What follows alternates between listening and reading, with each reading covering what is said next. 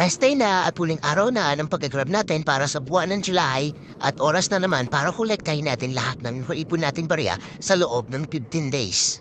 At dahil may na naman ng pera ang gobyerno ng Singapore para sa kanilang mga citizen, at tama-tama din naman binago ni Grab ang allocation order sa halip ng 3 order lamang ang nare-receive namin, ay ginawa ni Grab na 4 hanggang 6 na order na ngayong araw na to.